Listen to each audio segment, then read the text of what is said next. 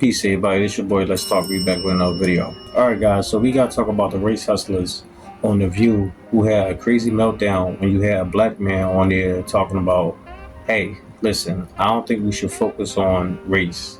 We should just focus on trying to help each other and try to better each other.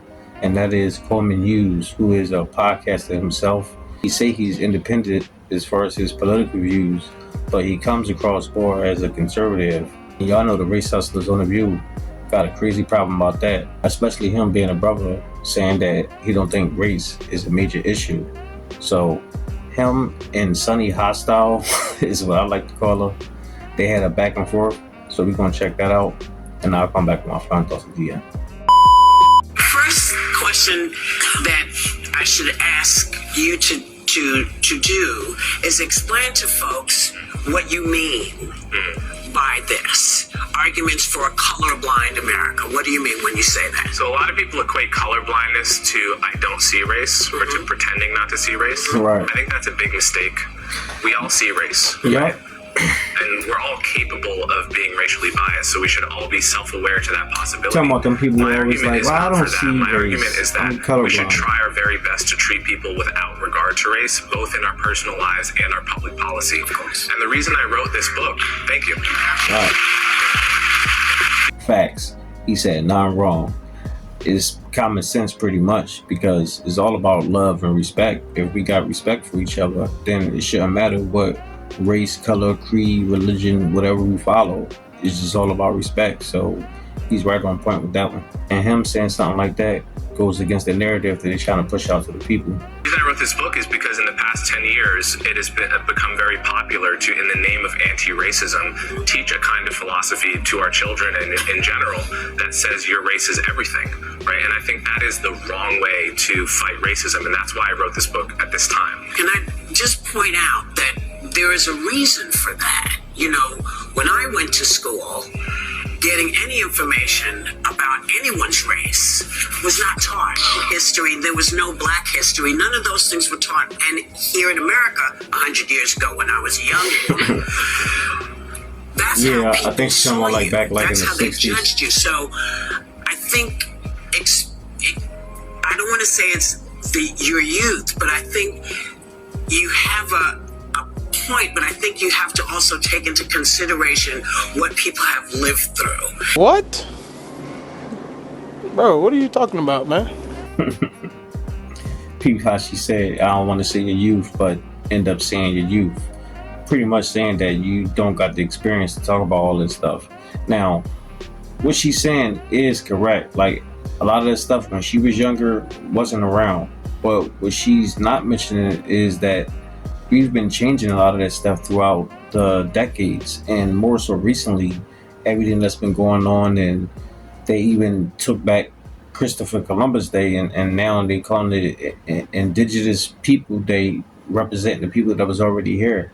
So a lot of that stuff is changing, and like I said, they keep going back to the whole race baiting. That's all it comes down to, because they trying to pour on the hearts of the people, because they know most people get riled up and emotional when you bring up race and racism. You get attention, and people get emotional and they get irrational. Logic goes out the window. But let's hear what Coleman had to say in response. I think that's your experience, and that's valid. You know, as a counterpoint, when I was in 5th grade, we all watched Roots together. Yeah. In public school. Yeah. So these are different experiences. I think it's also different generations. I remember my mom It's and I'm different parts saying of they the watched country, Roots. right? We I have didn't watch very Roots. different We cultures watched Rosewood. living together. I remember obviously. movie So Rosewood I'm with not going Don to deny Cheadle that, but I and think Big Brain. I view this notion of a colorblind Same society thing. similar to the idea of a peaceful society, which is to say it's an ideal, it's a North Star, and the point is not that we're ever going to get there, we're not going to touch it, but we have to know when we're going forward and when we're going backwards. Exactly. He said everything I just said. Stop looking at the past and look towards the future. Yes, we must know where we came from in order to know where we're going, but just to keep dwelling on it is just redundant.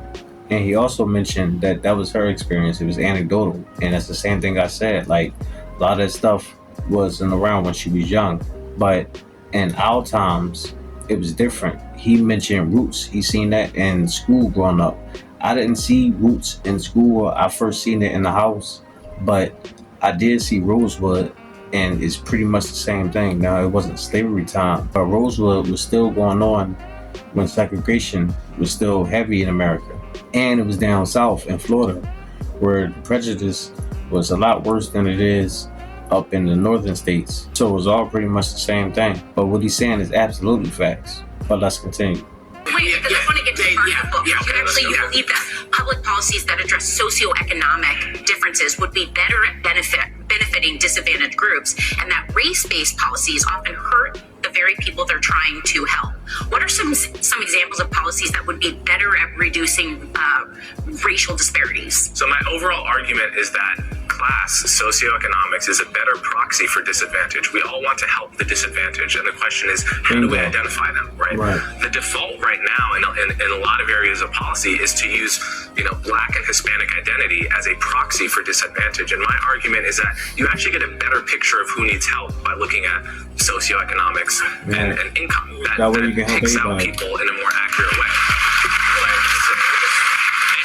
Not my question, but when you say that socioeconomics picks out people in a better way than race, when you do look at the socioeconomics, you see the huge disparity between white households and Black households. You see the huge disparity between white households and Hispanic households.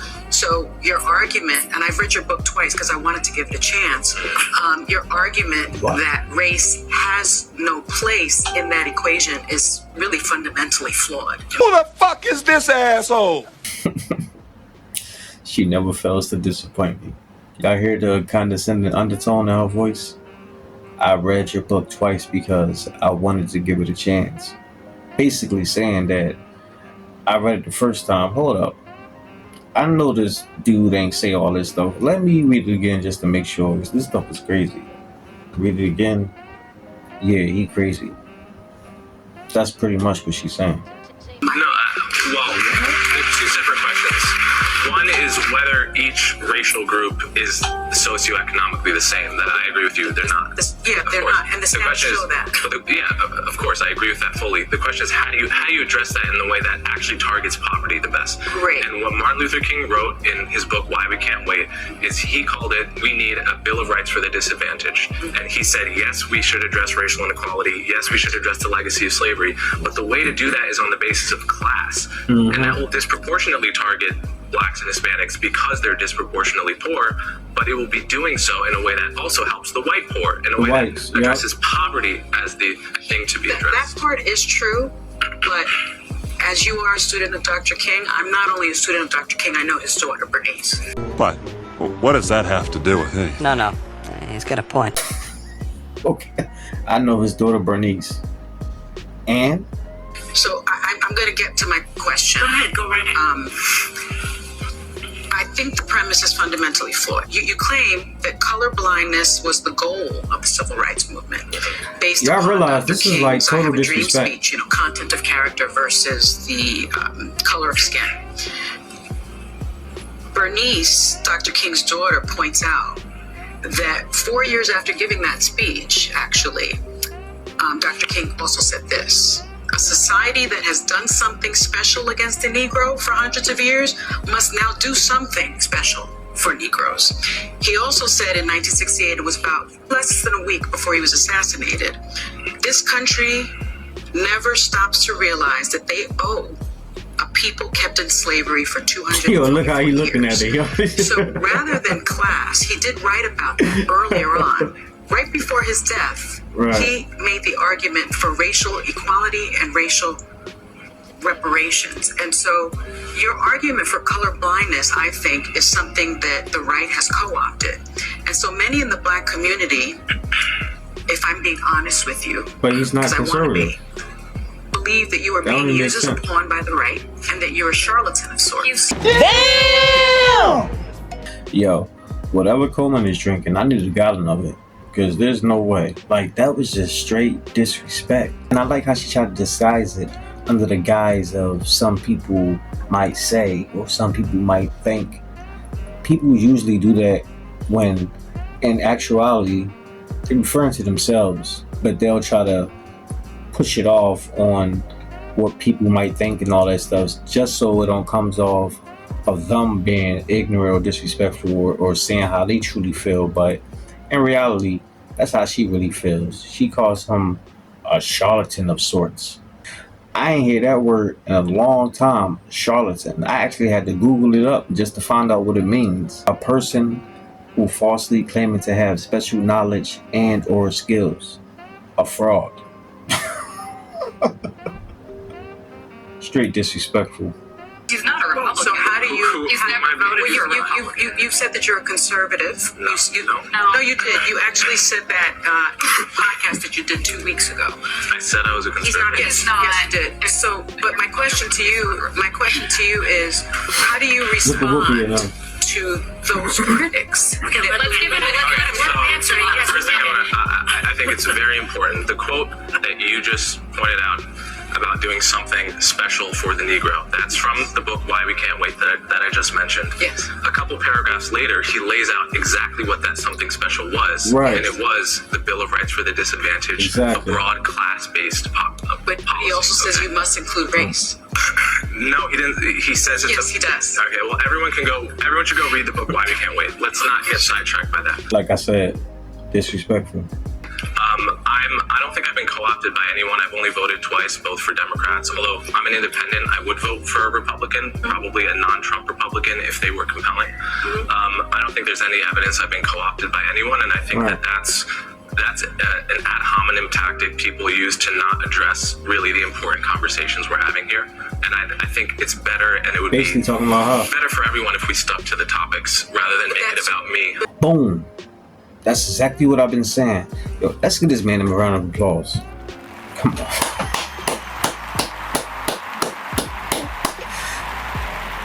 That's it. Don't try to use it under the guise of other people. Like he said, it's ad hominem attacks. And he said, people try to use that, but in reality, he know it was her.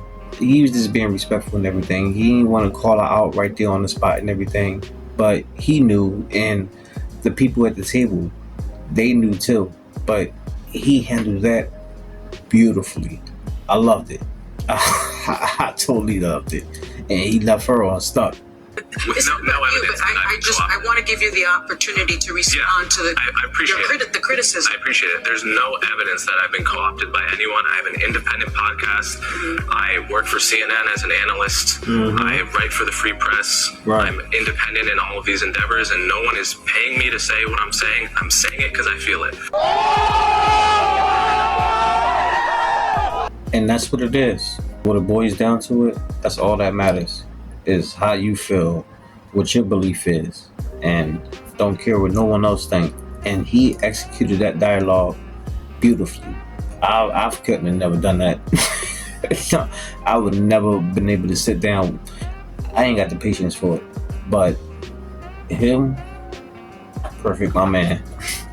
You got my respect. You got my vote. Now, I don't agree with all of his views, because he said a lot of things that I don't necessarily believe that's good. Because some of the things that he's into and some of his belief systems, and when it comes to policy and everything, I'm not with.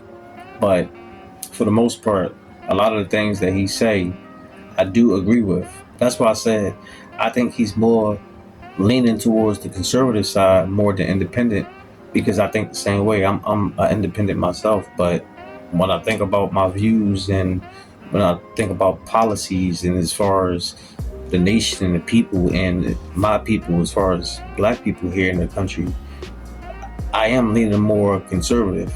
But I don't agree with all that stuff they do and say. But as far as, the major stuff, I do agree with. And that's bad in the black community, because if you're black, you're supposed to be Democrat. There's no ifs, ands, or buts about it. If you're someone who have skin complexion like mine or darker, then you're supposed to be voting blue rather than red. You're supposed to love Biden and hate Donald Trump, which I think is a whole farce, because if you're going to hate Trump, hate Biden too, because they both got some shady stuff going on.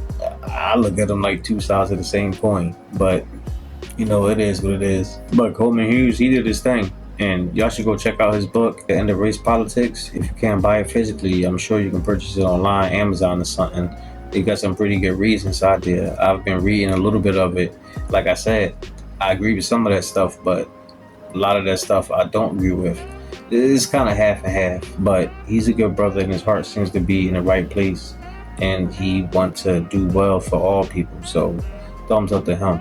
But that's all I got for now, guys. Let me know what y'all think. Drop y'all comments down below. Make sure y'all hit the like, subscribe, and hit the bell. I'll see y'all in the next one. Peace.